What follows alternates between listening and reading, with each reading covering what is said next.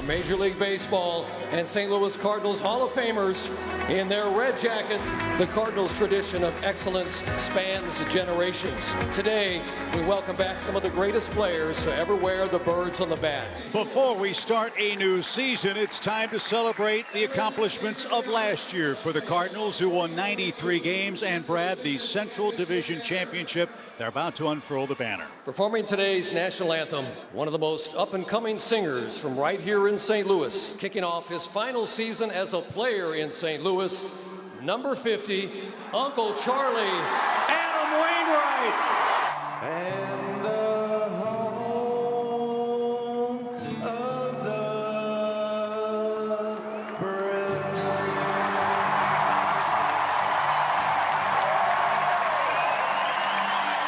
Well, there are few days like opening day, and here a great setting in St. Louis as the Blue Jays open up the 2023 season against the Cardinals. We are thrilled to have you with us from coast to coast to coast for what should be a very exciting year of Blue Jays baseball. So Miles Michaelis ready to go, and here are your 2023 Cardinals. The year that he earned this opportunity, his second start on opening day, first one at home. He has been very good at home throughout his career. You know, one of the biggest X factors for the Blue Jays this year, you would imagine, is this guy staying healthy, because he has shown in his 2 years with the Blue Jays that when healthy, he is still an elite offensive player. And the 2-2 on the way, and it's lined to right center and down for a base hit. And Springer is aboard to lead off the season. So now Bo Bichette, coming off a year in which he hit .290 with 24 home runs. Bichette sends one up the middle, and that's going to drop into center field. Back-to-back base hits to get it started here in the top of the first. And it's a long fly ball to leave runners on the corners with one down. It's now Dalton Varsho. Bichette not going, and this ball is ripped into right field for a base hit. Springer in to score. Bichette on his way to third will be held there. And Varsho's first regular season at bat as a Blue Jay is an RBI double. He fouled off some tough breaking balls. He stayed alive. Springer comes in to score the first run of the season, driven in by the new Blue Jays left fielder. As now Alejandro Kirk steps in. Kirk is always the personal catcher of Alek Manoah, so that's why he has drawn the assignment here on opening day. A soft liner into center for a base hit. Bichette and Varsho in to score, and it is 3-0. I agree with you. He can hit in his sleep. He doesn't need many at bats. Alejandro Kirk drives in two. And boy, you talk about improved base running. We saw it right there with Varsho running from second. He read it perfectly. Knew it was going to drop into center field. And the Blue Jays come up with a big start to this ball game. Big wins, big innings, big moments. Alek Manoah answered every challenge last season for the Blue Jays. Who's in a bit of a jam here. An infield hit, an error, a walk. First and second, nobody out for the reigning National League MVP and Paul Goldschmidt. And the pitch. And a swing and a miss. 95 on the outside corner for out number one. Well, how do you finish third of the MVP race? You do damage with men on base. That's what Nolan Arenado did for the Cardinals last year. Fly ball hit toward left. Varsho can't get it. That's down on the warning track. Donovan scores. Streaking to third is Nootbaar, and the Cardinals are on the board. Break it back, you get a hit. Don't look to barrel anything up. It's not one of those kind of days, at least early. Tailing sinker from Manoah, and the Cardinals got something shaking. And welcome to St. Louis, Wilson Contreras. Listen to this crowd. Well, you know that this is an exciting moment right here for Wilson Contreras. Shot towards second, and Merrifield is there. He did try to fill that hole, but went in the right place at the wrong time for the Cardinals catcher. And Springer is 2 for 2. So he's at first with one out for Bo Bichette, who had a base hit his first time up.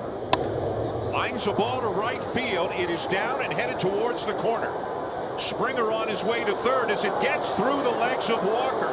Springer will come on home on a double by Bo Bichette, and it is 4-1 Blue Jays. 43 doubles a year ago for Bichette, and he picks up his first here, and he also picks up an RBI. That ball bounced down in the corner, and it probably won't be scored in the air. There's Jordan Walker, his major league debut, and a standing ovation for him. He'll never forget that moment. This kid hit his way on the team with a sensational spring. And his first big league hit is a bullet up the middle. Welcome to St. Louis. Might as well get that one out of the way for the young Jordan Walker. He's going to be asked for the rest of his life. Who did you get that first hit off of? Alex Manoah. What was the pitch? It was an 0-1 slider, and he hammered it 103.4 miles an hour right back up the box. Brendan Donovan, infield hit, scored the first run. 2 on for him with 1 out. He will not. And the ball is lined to right field. Springer makes the catch. A great diving catch by Springer for out number 2. Well, already we've played 2 innings. We've seen 2 pretty good plays from the outfield. Varsho in the first inning and Springer right there. And the Cardinal fans have just seen Wilson Contreras get his first hit as a Cardinal. So he's aboard for Tyler O'Neill, who struck out in the opening inning. Tyler's homered in 3 straight openers for the Cardinals. That ball whopped right center field and deep. Track, wall, it's gone. 4 in a row for Tyler O'Neill. Love me some 2-out runs.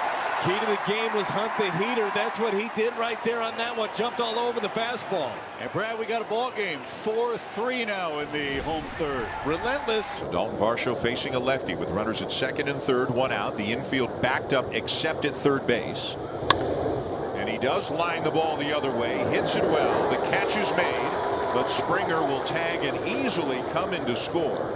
A sac fly for Varsho makes it 5-3. Top of the order, and Brendan Donovan. Swing, high fly ball toward right. Springer going back to the track, to the wall. That ball is gone. We are tied. 5-5 in the 4th. Relentless. Relentless, top to bottom, guys that can do some damage. Donovan showed off some of that power in spring training, showing it off on opening day. Mesa now has to face Goldie with 2 on and 2 out. And you love your chances in spots like this. This is uncomfortable if you're the Toronto Blue Jays. Golfed into right center field. That ball is down. Here comes Donovan around third.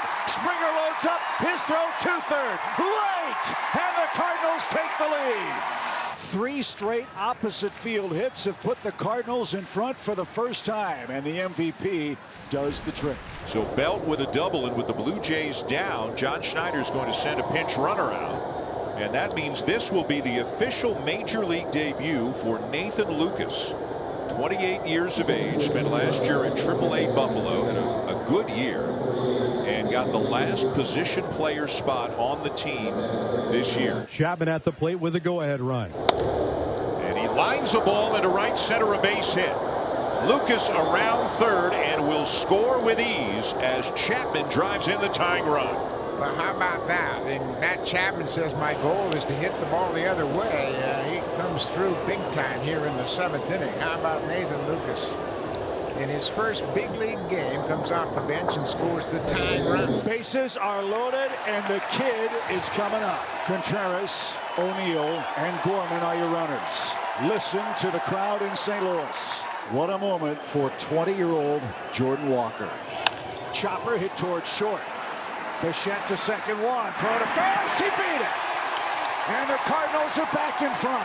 You'll take it. His first big league RBI puts the Cardinals in front again. 7-6. This might be the best chance they get in these last 2 innings. Squaring up 100 miles an hour from Jordan Hicks is not easy, and they have not done it yet. But if anyone can, it might be Vlad Guerrero Jr. And that one will bounce off Contreras and way up the first baseline. And I think Contreras a little bit shaken up. I don't know if it got him on the toe. But that hit him very, very hard on that shin guard. 103 miles an hour into dirt, and it was right where his knee was planted on the dirt. And it's second and third, nobody out with Guerrero up, and it looks like Contreras, he's coming out of the game right now. And now Guerrero with a great opportunity here, second and third, nobody out. And he dumps one into right field for a base hit. Springer in to score. Bichette runs through the stop sign. He will score. And Guerrero takes second. It is 8-7 Blue Jays. Well, good call, Dan. Louis Rivera certainly had the stop sign up, and he put it up very early, but Bo ran right through the stop sign, and Guerrero is credited with 2 RBIs. So Arenado will be the hitter. The Cardinals have 3 shots here to get a run and tie the game. A leadoff walk in a 1-run game, followed by a Goldschmidt double, has this sellout crowd on its feet in St. Louis. 8-7 your score. Toronto the lead. Swing drive down the left field line. Fair ball. 2 runs will score. Arenado is on his way to second. They pitch to him and pay, and the Cardinals lead. Nolan gets the hands in, keeps it fair. Ground rule double bounces out, and the Cardinals have themselves a lead again. I mean, this is a heavyweight matchup today. This has been some offensive day for the Blue Jays. 18 hits now, and here's George Springer, who's got 4 of them, 4 singles, and he has scored 4 times. Tying run at third. Go ahead on at first. And this one to shallow left center, and dropping in to score is Merrifield. Kiermaier all the way around to third. Another bloop hit for George Springer, who is now 5 for 6 in this game. In the air to center field. This is plenty deep enough. The catch made by O'Neill. Here comes Kiermaier, and the Blue Jays have taken the lead. Lars Nootbaar with Paul Goldschmidt down out of the on-deck circle. Face Jordan Romano, and he got it. Jordan Romano strikes him out and retires the Cardinals in order. And the Blue Jays win this wild game on opening day by a score of 10-9. This is always an exciting time of the year for a baseball fan, particularly if you think your team is going to be pretty good, and we think the Twins are going to be a much improved team this year. Yeah, and we have to remember this team was in first place a long time last year. You've made some additions to address the depth. You have depth in the rotation. You have veterans kind of everywhere in the rotation, in the bullpen, sprinkled throughout the infield. So there's a lot to look forward to with this team. I think health is obviously going to be the most important thing, as we saw last year, but this team is built to get to the playoffs, and that is the goal. I couldn't feel any more confident in the way that our guys got ready. You look around the field, I think we got great players everywhere you look. Our rotation is solid. Our bullpen is solid. Everything the staff could ask for going into the year, and the guys have handled everything great. They've worked really hard to be at this point, and I think we're ready to play some games. And the Twins will be facing Zach Greinke, who is beginning his 20th big league season. Future Hall of Famer for sure, and let's hope he wears that Royals cap. Kepler, Correa, and Buxton due up. Kepler might be able to recapture some of the offensive punch that he had as recently as 2019. Pitch is swung on and popped up. Bobby Witt Jr. out from short. Isbell in from center. Isbell calls and catches. Correa, Royals fans love him. Back with the Twins after signing a 6-year deal. And Rocco Baldelli quite happy about that. And a liner to left, a base hit. Correa is aboard. And now here comes Byron, who will DH the better part of the season to start. And regardless if we saw him at center or we saw him DH, when Byron Buxton started the game last year, the Twins were 47-39 and 14 games under when he did not play. And Buxton loops one to left, and that's down for a base hit. And so Correa and Buxton single, setting up Trevor Larney. Got him 74 miles an hour and out of the strike zone. And Zach gets his first strikeout of the season as he inches closer to 3,000 for his career. 2 on, 2 out. Miranda's seen Greinke before. 3 hits, 8 at bats. Runners go, and there is ball 4.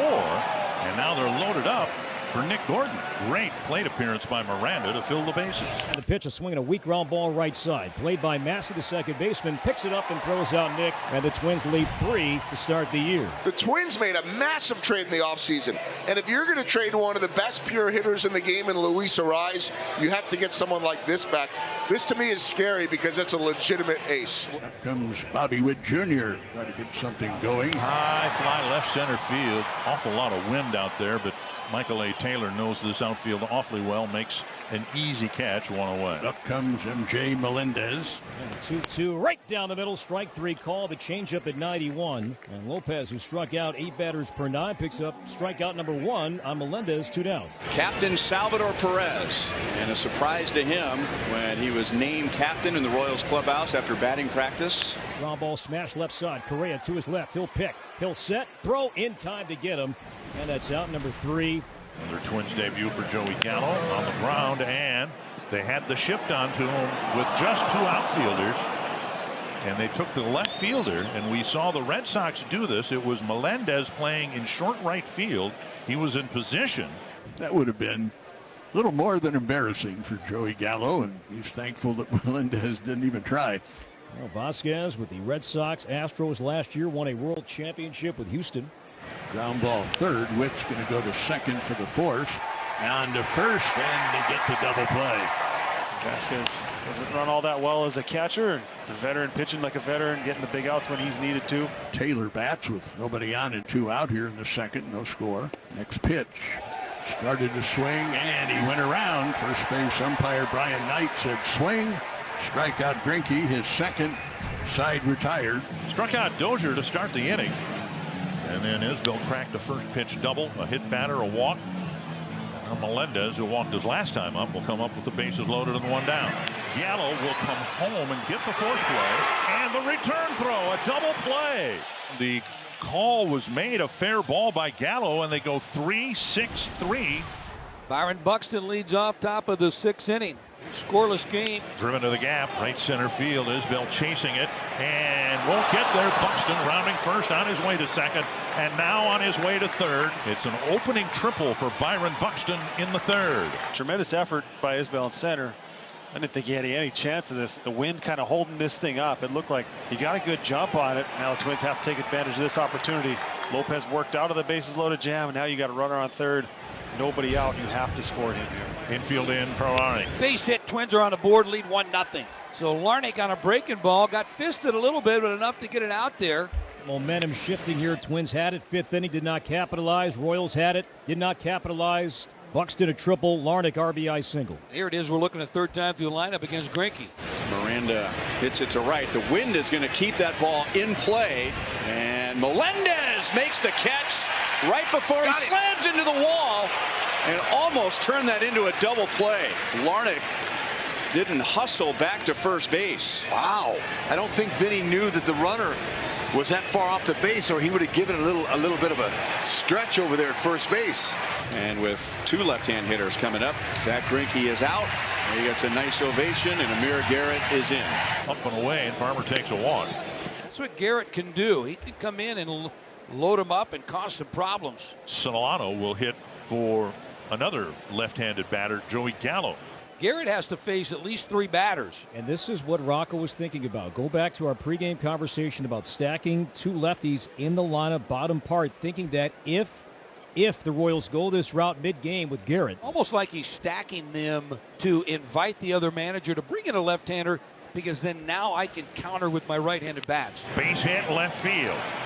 Larnach to third. They're going to wave him around. Olivares with the throw to the plate. It's offline. The Twins take a 2-0 lead. They call him Donnie Barrels because he barrels him up, and he hit that ball hard, got it through, and aggressive send right there by Tommy Watkins, forcing the outfielder to come up and make a good throw. Hanging breaking ball, and Garrett in trouble. Bases loaded, 1 out for Michael A. Taylor. Swing and a miss, strike 3. Garrett rebounds to get a strikeout. There are 2 gone now in the top of the 6th inning. And now, at long last, Amir Garrett gets to face a left-handed hitter. Max Kepler comes to the plate. Flick toward right field. Melendez a couple of steps back into his left, reaches up, makes the catch. Kepler's out, and that ends the inning. Twins leading 2-0 on 8 hits. Salvador Perez will lead off. Pablo Lopez back out there. Swung on a miss, strikeout to the captain for the Kansas City Royals, Salvador Perez. Strikeout number 8. Wow, what a debut, what a job, and a tough trade that the Twins made, but so far early in the season, 1 start, tremendous outing, and now we're going to turn it over to the bullpen, see if they can finish things off. Twins 2, Royals nothing. Bottom 9 as the crowd makes noise here at Kauffman Stadium. Salvador Perez, Vinny Pasquantino, Franmil Reyes scheduled hitters, and Joan Duran has a chance for the first save for the Twins in 2023. Driven to left. Larnach is back for out number 1. Yeah, got it off the end a little bit. I think he was all revved up for 100 and just threw a little wrinkle in there. Heart skips a little bit of a beat as you see that ball go up in the air anytime it comes off Salvador Perez's bat. 1 down now, Pasquantino. His rookie season last year, more walks than strikeouts, and down by 2 in the 9th inning. He would gladly take a walk here. Vinny takes a walk, so the tying run comes to the plate with one out. Nice little confrontation here, power on power. Well, that's a nice plate appearance there. And Reyes will bat for himself. 9th inning as he represents the tying run. 3 at-bats, 3 strikeouts for Franmil today. Royals are 1 for 8 today with a runner on base. Need that big hit. Reyes grounds it to the right side, and Farmer's play is to first. So a runner is at second base, Pasquantino, and Michael Massey comes to the plate. Well, it looked like Reyes had the right idea. I mean, against a guy like this, what are the chances of you muscling up and hitting a home run and just trying to get on base and keep the inning going? Yeah, there was nothing wrong with that. You want some competitive swings in here, especially the excellent off-speed pitches that Duran has. There you go. Strike 3 is called. The Royals held to just 2 hits, and the Twins win the opener 2-0. Well, that's a great formula to win you a lot of ball games. Good starting pitching, making pitches when you have to, and then timely hitting, some good at bats. 4 for 11 runners in scoring position, loaded up the bases a few times, and all in all, a formula that can have success over the long term. Yes, you don't expect your guys to throw a shutout every day, but you'll definitely take it on opening day and start the season 1-0.